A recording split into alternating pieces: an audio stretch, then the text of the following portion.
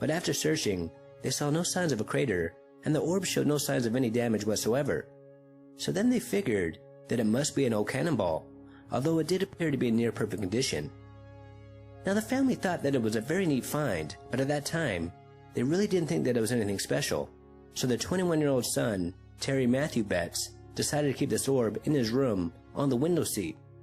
And a couple of weeks later, Terry had some friends over, and they were playing with the guitar, when all of a sudden the orb started to move on its own, and it started to display some very strange behavior, and it was also humming. Now Terry was amazed, so he showed his family, and they too were also amazed. In fact, they were speechless as they just couldn't believe what they were witnessing. Then, they started to do all sorts of experiments, and they believed that this orb was also producing high-frequency waves as their female poodle would whimper when she got close to the orb, and she would try to use her paws to cover her ears.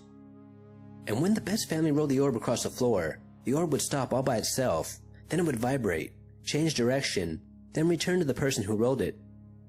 If they rolled the orb on a table, it would move, but it would change direction right before falling over the edge. And it also seemed to be more responsive when it was a nice sunny day, opposed to a dark and rainy one. So it seemed that this orb was somehow solar powered, and as if something inside was able to control it. It's like it had its own guidance system. And the Betz family were actually afraid that it would leave the house on its own. So when no one was playing with it or watching it, they would place the orb in a sealed bag so it couldn't escape. Now the Betz family wanted answers, so they contacted the Jacksonville Journal. And the Jacksonville Journal were very intrigued by the story, so they sent out a photographer to take a few pictures of the orb, and to see if this was the real deal. And the first thing the Betz family told the photographer to do was to roll the orb across the floor. And at first he was skeptical, but he was blown away by what he saw. In his own words, "They told me to put the orb on the floor and give it a push. It rolled a ways and stopped. Then it turned by itself, then rolled about 4 feet. Then it stopped again. Then it turned and rolled to the left about 8 feet, made a big arc, and came right back to my feet." And after this photographer examined and played with the orb for a little bit, he then called his boss and told him that this orb was very special indeed. And the Jacksonville Journal wasted no time. They wrote an article about the strange orb and they called it the Mysterious Sphere. And not too long after this article was published, everybody wanted to see this orb, including the New York Times, the United States military, and even NASA. And even the Army sent out an investigator to examine the sphere, and he stated that the orb did behave very strangely. Now the Betz family were getting bombarded by scientists asking them if they could send the sphere to their research facility so they could examine it. But the Betz family were warned not to do this, as they would probably never see the orb again, so they declined. But things started to get a little weird and scary, as the Betz family claimed that at night they could hear organs playing, even though they didn't have an organ in their home. And all throughout the day the doors would violently slam all by themselves. So they decided that it was finally time to get to the bottom of this. So they sent the orb to scientists who were posted at the Jacksonville Naval Air Station. And these scientists said that the orb possessed 2 round objects inside, and it also had 4 magnetic poles. Now they were very shocked by this, so they asked the Betz family if they could drill holes inside the sphere. But the Betz family didn't want them to do that for fear of damaging the orb. And since the scientists concluded that this orb was not a product of the United States military or NASA, etc., they gave it back. Then the Betz family let another scientist, Dr. Wilson, examine the orb, and he stated that there was in fact radio waves coming from inside the sphere, and it was surrounded by a magnetic field. He also stated that the orb did have multiple magnetic poles, just as the Navy said, and according to Dr. Wilson, this defied all known laws of physics.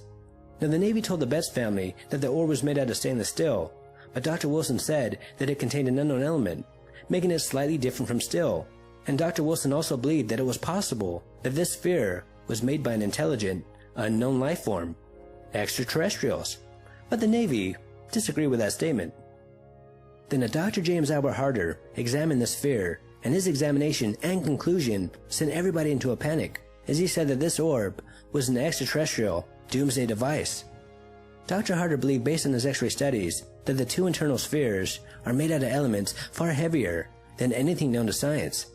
While the heaviest element yet produced in any atomic reactor here on Earth has an atomic number 105, and the heaviest element occurring naturally on Earth is uranium, with an atomic number 92. Harder claims to have determined that the Betz sphere has atomic numbers higher than 140, and if one were to drill holes into the sphere, he asserted, perhaps the masses would go critical and it would explode like an atomic bomb. so it was a good thing that the Betz family didn't let the Navy drill holes into this orb, and he also said the people should stay as far away from this orb as possible. Then right after Dr. Harder's statement about the sphere, the Betz family and the orb just disappeared. There were no more articles, no more examinations, just nothing. It was like they vanished into a black hole, and people started to believe that after Dr. Harder's conclusion, the military got involved. Now still to this very day, 40 plus years later, a lot of people are still wondering what the heck happened. How could the Betz family and the sphere just disappear like that? This was a very popular story. The media couldn't get enough of it. And there are still so many unanswered questions. Was the orb made by extraterrestrials? Was it really a doomsday device? Or was it just a very clever hoax? And sadly, I guess we will never know. But over the years, a lot of people have come forward claiming that they know the truth about this mysterious sphere. And a lot of websites say that they have debunked it. And there is no credibility to these claims whatsoever. One such article comes from Skeptoid. Within Skeptoid's article, a man claimed that he had gotten the sphere from a friend who had got it from a company. And when this man was driving home, it fell off the roof of his van, then the orb fell onto the Betz property. And when this man was asked what was his friend or the company's name, the man wouldn't say.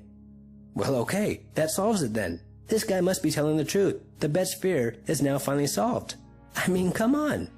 Now, I respect these type of debunking websites, especially Skeptoid, but just because some man comes forward with a story does not mean it's debunked.